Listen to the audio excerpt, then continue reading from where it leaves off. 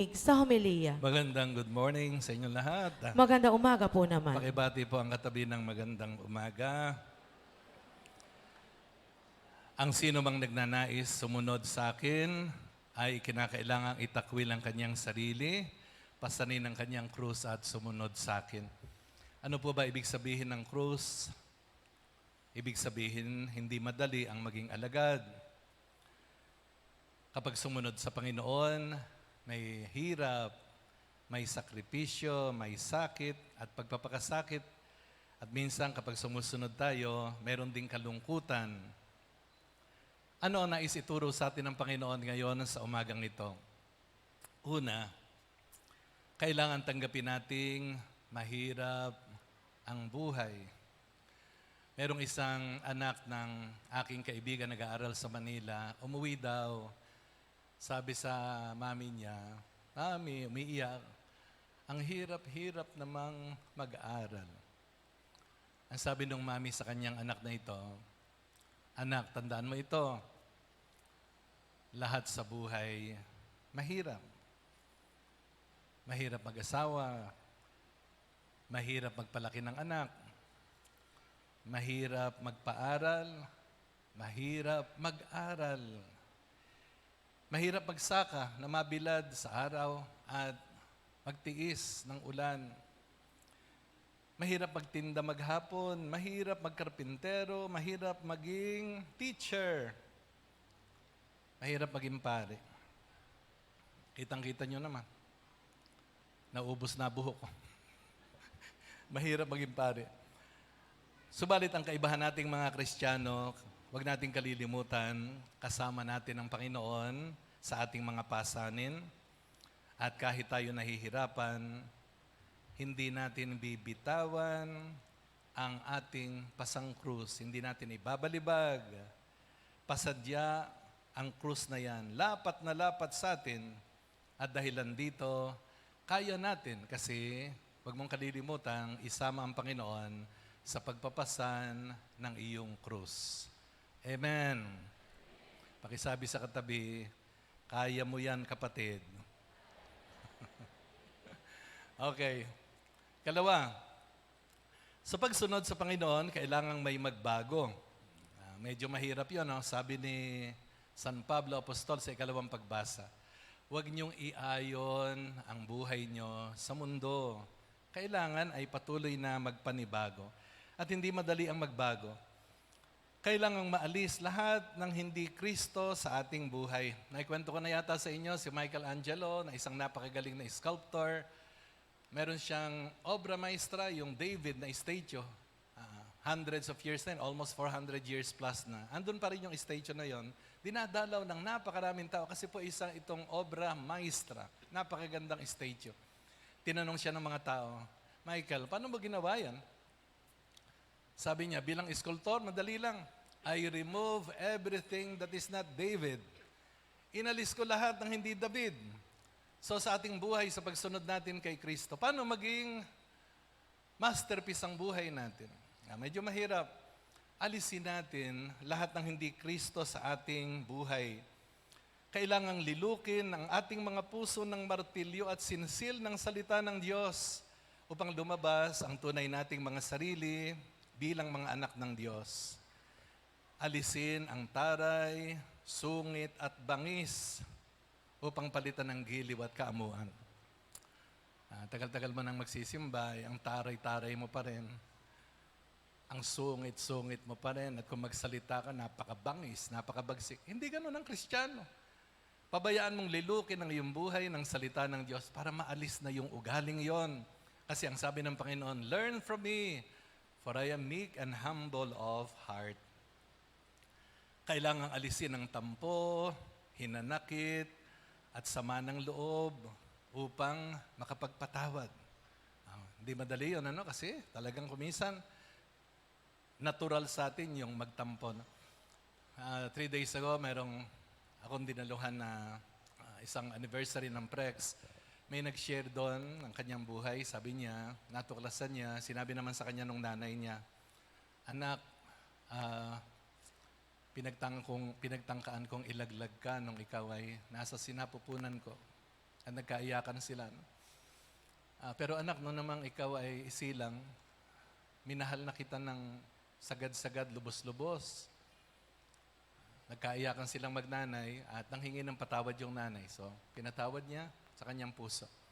Tapos, 21 years old na niya malaman kasi unang sabi sa kanya ng nanay niya, iniwanan kasi ako nung yung tatay, yung boyfriend ko noon. Kaya nagtangka akong ilaglag ka kasi hindi ko alam kung paano ka bubuhayin. 21 years old na siya nung malaman niyang siya pala ay merong tatay. So, ginawa niyang mission sa buhay niya, hahanapin ko yung tatay ko. Sabi sa kanya ng mga kakilala niya, hahanapin mo pa, iniwan ka na nga, pinabayaan ka na. Basta gusto kong makita siya. Pagkatapos ng matagal na paghahanap, nagkita sila sa may bandang Visayas. At nagkaiyakan na naman, nang hingi ng tawad yung tatay niya. At sila ay nagkapatawaran. Ito yung nais ng Diyos mangyari sa atin. Nabaklasin natin lahat ng sama ng loob at tampo, pagdarasalan natin yon para lumaya tayo at talagang mamuhay bilang mga anak ng Diyos. Pinapanood ko kayong kumakanta ng Ama Namin, mga labas pa'y ugat nyo rito pag kinakanta yung para ng pagpapatawad namin. Habang kumakanta, pagkatapos ng kanta, nakita kagalit. Nanlilisik na yung mata at sasabihin, buhay pa pala yung impactong yun. Tamaan sana ng kidlat at masagasaan. Hindi natin pinababayaan na lilukin ang ating puso ng salita ng Diyos para tayong mabago. Mahirap, kaya nga krus sapagkat iba sa natura natin ang itinuturo sa atin ng ating Panginoon. Kailangang iwanan natin ang pagsisinungaling at pandaraya upang palitan ng katapatan. Alisin ang kayabangan upang palitan ng kababaang loob. May isang balikbayan, galing sa Amerika, medyo yumaman na. Pag uwi rito, nagkasakit ng hepatitis. Hindi yung sakit ng katawan, kundi kulay yellow na buong katawan sa malalaking kwintas na ginto. Bawat daliri, may mga kung ano-ano ng singsing. Mayabang na. Nagpunta daw sa palengke. Pagpunta sa palengke, sabi daw sa palengke, magkano ba ngayon ang isang kilong sa tilapia? Mas mayabang yung tindera. Sabi ng tindero, 300 pa. Inilabas yung ipin, panay ginturin. Minsan, ano mapapala natin sa pagpapayabangan? Nadinig niyo ba sinabi ng Panginoon? Ano mapapala mo, makamit mo ng buong mundo, pero mapahamak naman ang iyong kaluluwa. So wala tayong dapat na ipinagyayabang. Mga Marites at Marisol, alisin na ang pagiging masitsit upang itaas at maging tagapagtanggol ng ating kapwa-tao. Alisin ang mga bisyo, mahigpit ang kapit doon. No? Masakit, bitawan, talagang krus. Pero kung gusto mong lumabas yung tunay mong pagkatao bilang anak ng Diyos, ang tunay na Kristiyano ay disiplinado. Maayos ang buhay. Inaayos natin yung buhay natin kapag may depression. Okay, magkukumpisal ako sa inyo. Nagsisigarilyo din ako ng araw, pero matagal ko nang binitawan. Nung high school kami, natuto kami magsugal. 1 taon. Pero na-realize ko, mali. So, binitawan ko na rin. So, sa buhay po natin, ganun may mali. Pero, you have to realize it's wrong. You have to fix that because you are a child of God. Okay po? Kailangang mamatay ang lumang sarili upang isilang ang bagong tao sapagkat siya na kay Kristo ay isa ng bagong nilikha. Ang pagsunod sa Panginoon may sakripisyo, may pagtataya. Panghuli, ang magandang bunga ng pagpapasa ng krus kapag tayo ay positive ang attitude natin sa mga sufferings ng buhay, nagiging matibay tayo tuwing lalampasan natin ang bawat pagsubok. Nagiging malalim tayo bilang tao at lumalawak ang ating pagkatao. Yung mga nakaranas na ng mapapait na karanasan, alam niyo magandang bunga nun, nagiging mahabagin ka kasi naintindihan mo kung ano nararamdaman ng iyong kapwa. Ilang beses na kaming namatayan, si tatay, tapos nanay, tapos kapatid ko. Now I understand suffering. Kung hindi ko naranasan yon, paano ako magiging mahabagin? Paano ko maintindihan kung paano ang magdusa? So ang mga pagdurusa natin, pinalalakas tayo, pinatitibay tayo. At tulad ng nabanggit kanina sa simula ng misa, hindi pwedeng panay sarap ang buhay. Okay, we are entitled na mag-enjoy, magkaroon ng mga pleasure sa buhay, pero kailangan handa tayo doon sa suffering. Because the greatest school is suffering. The wisdom of God is the cross. Yun ang karunungan ng Diyos. At sinabi na rin ito ng ating Makata nung araw si Balagtas. Ang laki sa layaw, karaniway, hubad. Walang kalaban-laban sa buhay kasi panay layaw. Pag dumating ang konting pagsubok, hindi na kaya. At yung ibang ang kabataan, naaawa ako, nagbibigti, nagpapakamatay.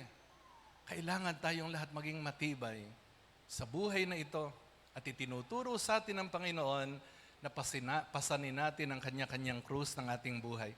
Sabi ni Colleen McCullough, isang Australian author, the best in this world can only be bought at the cost of great pain. Ang mga pinakamagagandang bagay sa buhay, makakamit mo lang. Ang kapalit nito ay matinding sakit at pasakit. Dasalin nating patibayan ng ating balikat at dibdib kapag tayo nahihirapan. Maganda yung kwento ni Father Cesar Bactol. Sabi niya, pagpunta natin sa langit, dala-dala natin mga krus natin. Meron daw isang tao na bibigatan sa krus, pinuputol yung krus para gumaanggaan. Ay nung dumating daw sa pinto ng langit, meron daw may bangin. Sabi daw ng Panginoon, okay, yan ang tulay nyo, yung mga krus, para kayo makaraan sa bangin. Ay yung isa na pinutol-putol ang krus, hindi makatawid. Sa buhay natin, let us not complain kapag nahihirapan tayo. Ang ating dasal dapat, Lord, nahihirapan ako, patibayan mong balikat ko at dibdib para maharap ko ito at malampasan ang pagsubok na aking dinadaanan at masundan kita sa iyong tagubilin. Gusto mo sumunod sa akin? Pasanin mo ang iyong krus. Tumahimik tayo sandali sa ating pagninilay.